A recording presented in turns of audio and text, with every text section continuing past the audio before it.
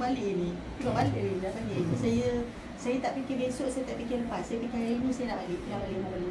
Saya fikir family saya fikir anak saya nak tengok anak saya combo.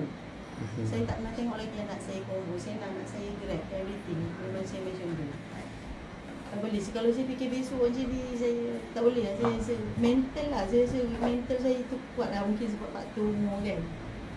Mental tu kena kuat. Duduk nangis. Memang saya sekarang kita ada down sebab kita tak jumpa jalan keluar tu. Yes, kita ada down manusia kan. Tapi rakyat Malaysia ucapkan tahniah. Walaupun itu semua Allah Ta'ala yang menentu, tapi tahniah. Semangat aku kata membuktikan kita semangat kata meneruskan kehidupan.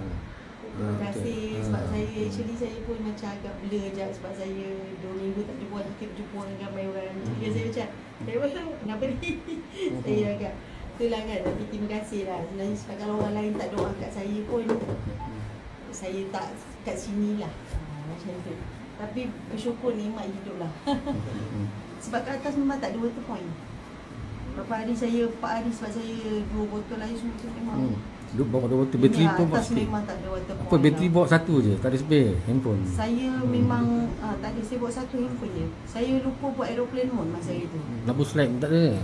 Saya bawa. Oh. Saya bawa headlamp 2 tapi satu hilang. Sebab saya jatuh tu kan, jadi hilang headlamp tu.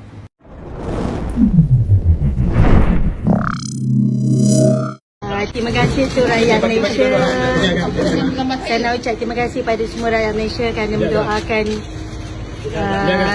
keselamatan saya lah.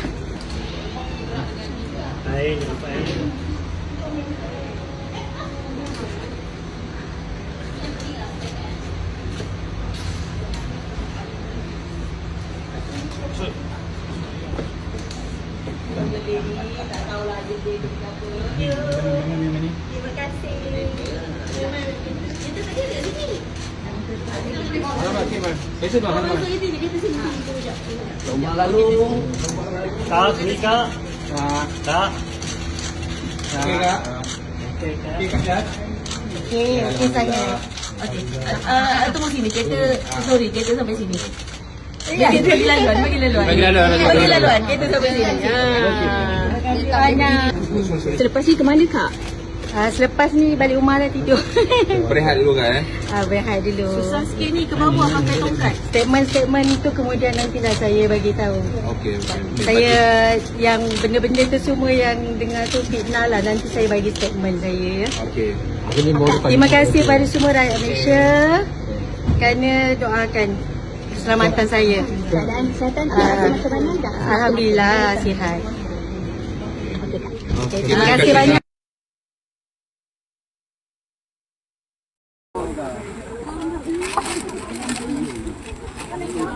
Mula ni ada. Senang. Telefon.